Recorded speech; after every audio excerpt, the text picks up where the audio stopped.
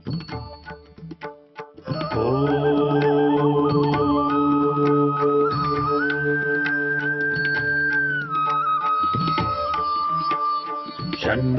मित्रः शं वरुणः शन्नो भवत्वर्यमा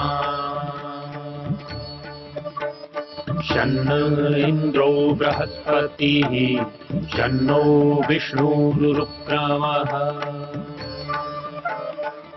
ॐ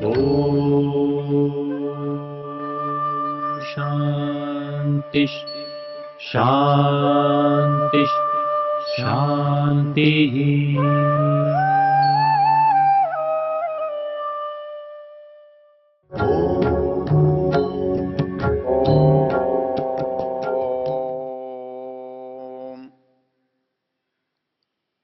हम परमेश्वर से वेद के ज्ञान की प्राप्ति की चर्चा कर रहे हैं। उस परमेश्वर से ऋग्वेद, यजुर्वेद, सामवेद, अथर्ववेद का ज्ञान हुआ। कभी कभी एक प्रश्न उठता है, चलिए मान लेते हैं कि हमारे लिए ज्ञान की आवश्यकता है और हमें ज्ञान मिलना चाहिए और देने वाला परमेश्वर है, ये भी ठीक है। तो ऐसा क्यों नहीं कि हम जब उत्पन्न हों तभी हमें परमेश्वर ज्ञान दे दे। वो उसने पहलों को दिया, फिर उन्होंने हमको दिया, फिर उन्होंने हमको दिया, फिर उन्होंने हमको दिया। मान लीजिए कभी दें कोई न दें, ऐसी परिस्थिति आ जाए तो क्या ये अच्छा नहीं होगा कि ईश्वर हमको सीधे सीधे ज्ञान दे दे, प्रत्येक को दे दे, हर पीढ़ी को दे दे? ऐसा होने में क्या कठिनाई है? परमेश्वर आज भी है, परमेश्वर पहले भी था, परमेश्वर आगे भी रहेगा। मनुष्य पहले भी उत्पन्न होता था, आज भी उत्पन्न होता है, आगे भी उत्पन्न होगा। तो ये ज्ञान की प्रक्रिया एक ही बार क्यों? जैसे उत्पन्न होने की प्रक्रिया सतत होती है, तो वैसे ही ज्ञान की प्रक्रिया भी सतत हो। जब जब मनुष्य उत्पन्न हो तब तब उसे ईश्वर जब उचित समझे तब ज्ञान दे।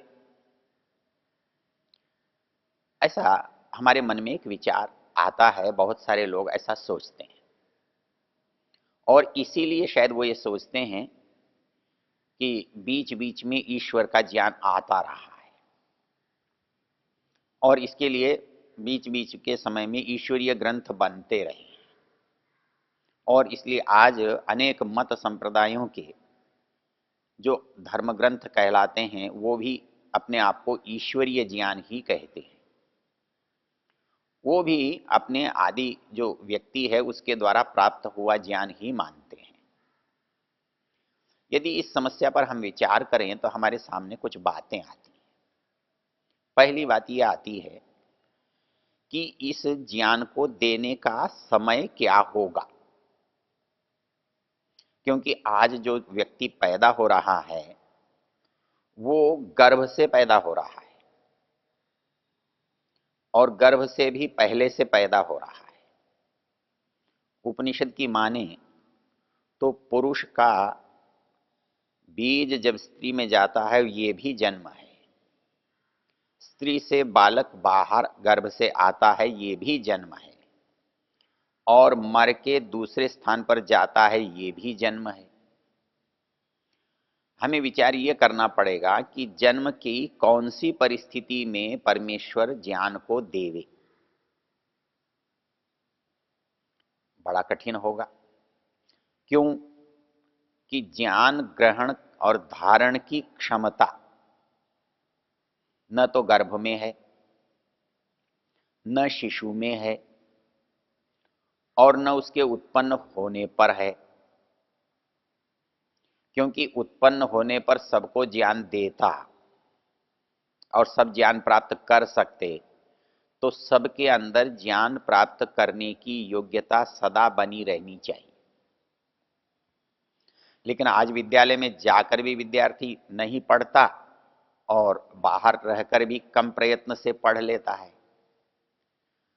परमेश्वर का ज्ञान तो सतत है, हमारे अंदर धारण करने की क्षमता भी है, लेकिन हमारे पास उस समय धारण करने का सामर्थ्य था और आज हमारे पास धारण करने का सामर्थ्य नहीं है, और वो दोनों ही प्रकार से नहीं है। एक तो ये आत्मा शरीर के साधनों से ज्ञान संपन्न होता है, आंख, नाक, कान, त्वचा, ज्ञानेंद्रियों से वो ज्ञान को प्राप्त करता है।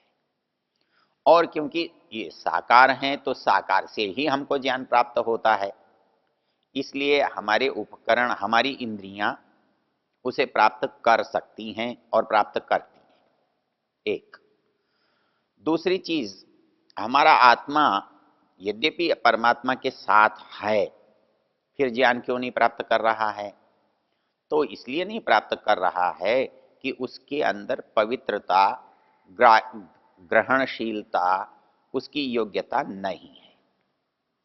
तो इसलिए ये जो तर्क दिया जाता है कि हर समय परमेश्वर हमारे साथ है और हर समय वो ज्ञान प्राप्त करने वाला आत्मा भी है, तो परमेश्वर हर समय उस ज्ञान को क्यों नहीं देता?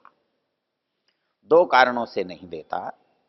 एक तो हमारे पास जन्म से ज्ञान ग्रहण करने का सामर्थ्य नहीं होता है, देर से आता है।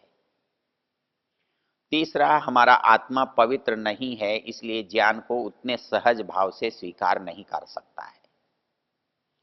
इसलिए हमारे ऋषियों ने सृष्टि के प्रारंभ में युवा की उत्पत्ति मानी है, और युवा की उत्पत्ति मानने से जो ये हमारी शारीरिक समस्याएं और दुर्बलताएं, साधनों की कमी आती है, उसका निराकरण हो जाता है।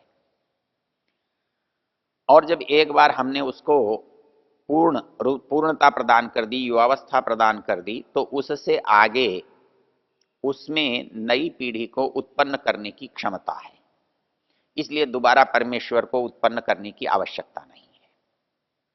इस बात को आप इस तरह भी समझ सकते हैं। आज हमारे यहाँ जितनी भी प्रजातियां हैं, उन प्रजातियों को हम समाप्त होने पर प्रारंभ नहीं कर सकते।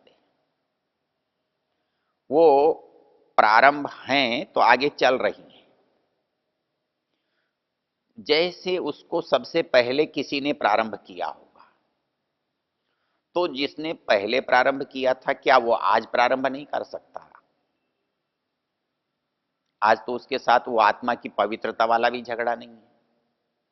शेर को शेर से अधिक कुछ बनाना ही नहीं है, कुत्ते को कुत्ते से ज्यादा कुछ करना ही नहीं है, तो क्या वो नया कुत्ता नहीं बना सकता?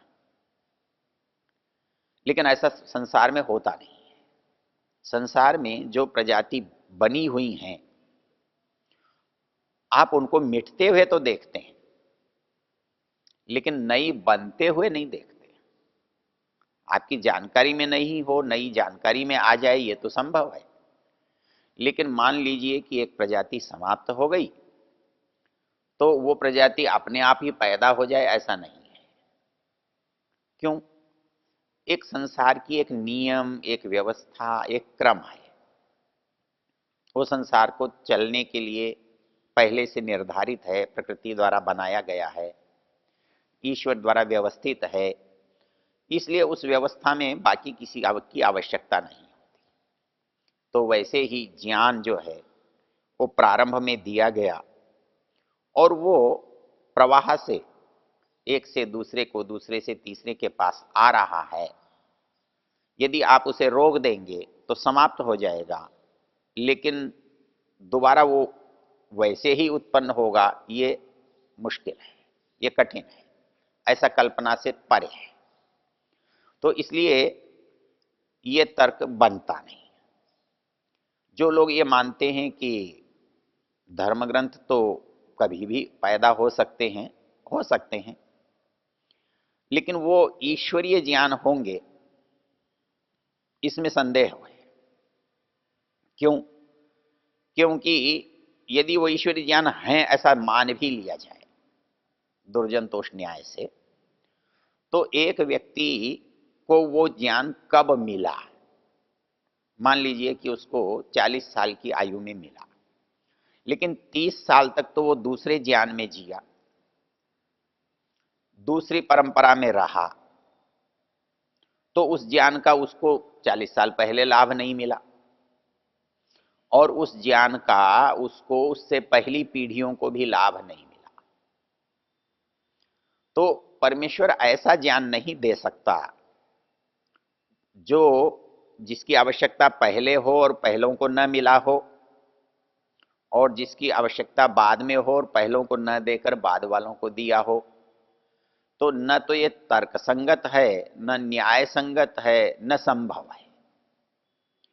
इसलिए ये तो हो सकता है कि हम उस ज्ञान को कितना समझ पाए, उस ज्ञान को हम अपनी बुद्धि से बढ़ा रहे हैं, घटा रहे हैं। तो यदि कोई ज्ञान कभी कम हो गया है तो हम अपनी बुद्धि से प्राप्त ज्ञान के आधार पर उसे और विकसित कर रहे हैं, अपनी बुद्धि से उसको परिष्कृत कर रहे हैं। लेकिन वो परिष्कार और विकास और उत्पत्ति वो मनुष्य के द्वारा दिए गए ज्ञान पर होती है।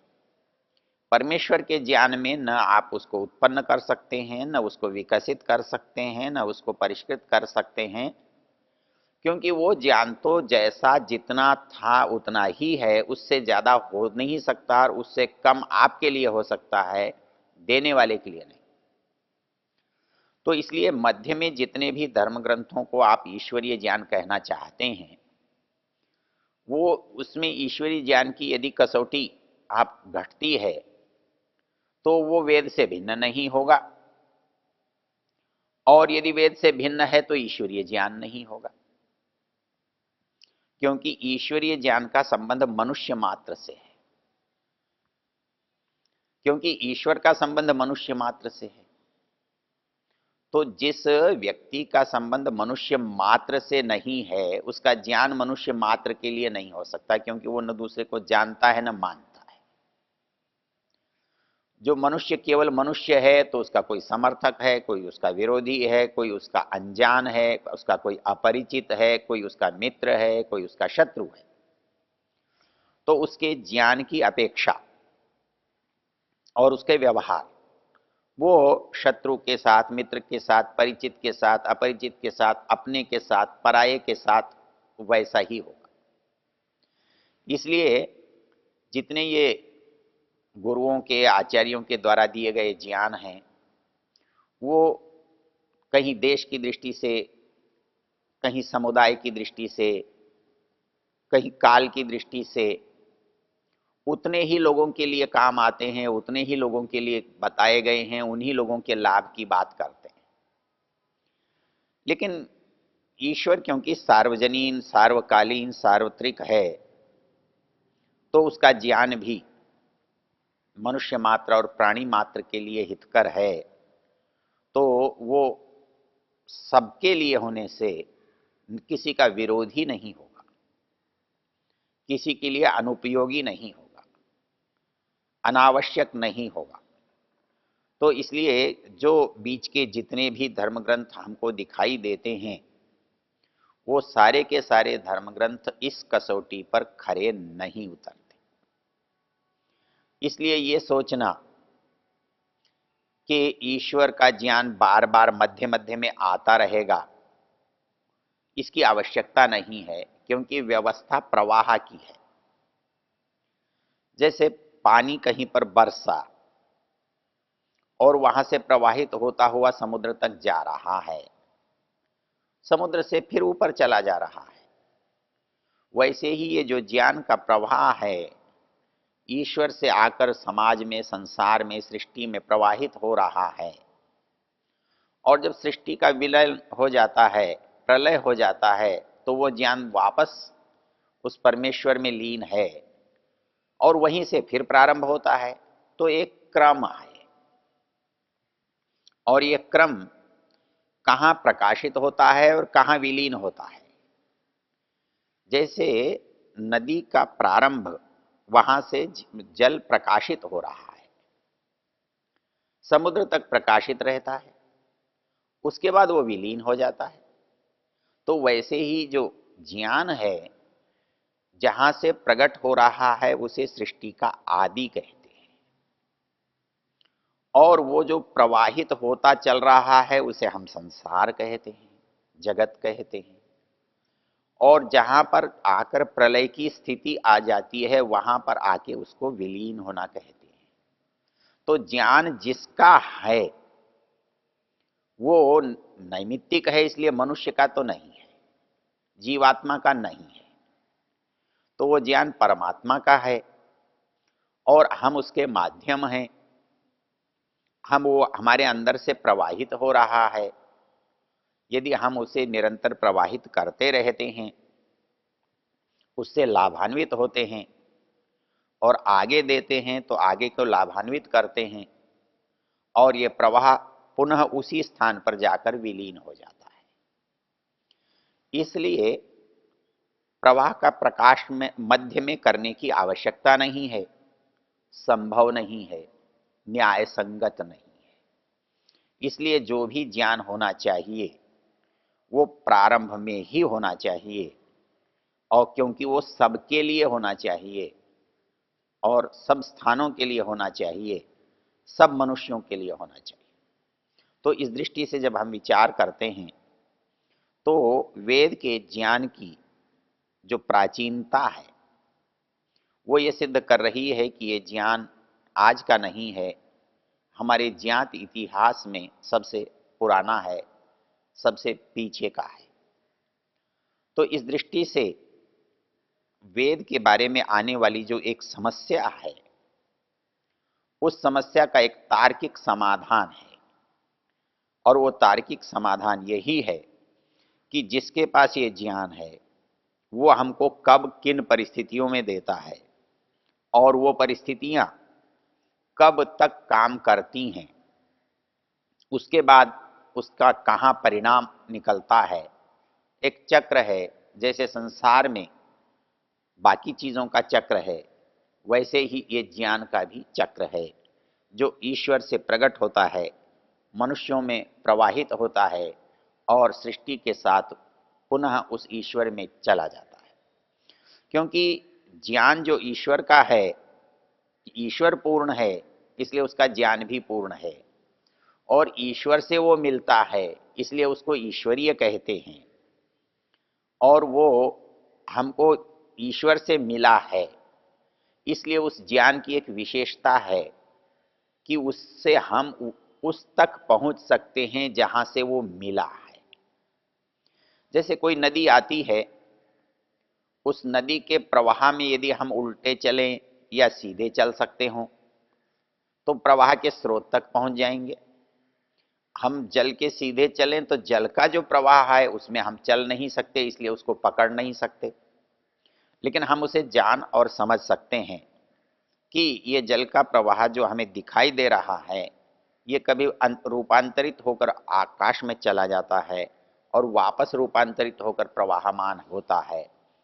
तो वैसे ही ये जो ज्ञान है ये भी प्रवाहशील है, और इसको हम इस प्रवाह के माध्यम से, इस ज्ञान के माध्यम से, ज्ञान का जो स्रोत है, जो परमेश्वर है, जो परमात्मा है, हम उस तक पहुंच सकते हैं।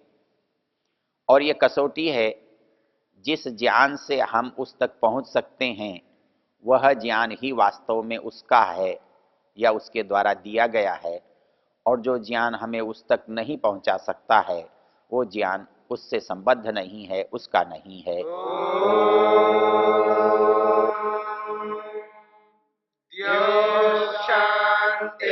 शांतिरंतरिक्षं शांतिर्पृथिवी शांतिरापः शांतिरोषधयः शांतिः वनस्पतयः शांतिर्विश्वे देवा शांतिर्ब्रह्म शांति सर्वं शांति शांतिरेव शांति क्षमा शांतिरेधि। ओम शांति शांति शांति।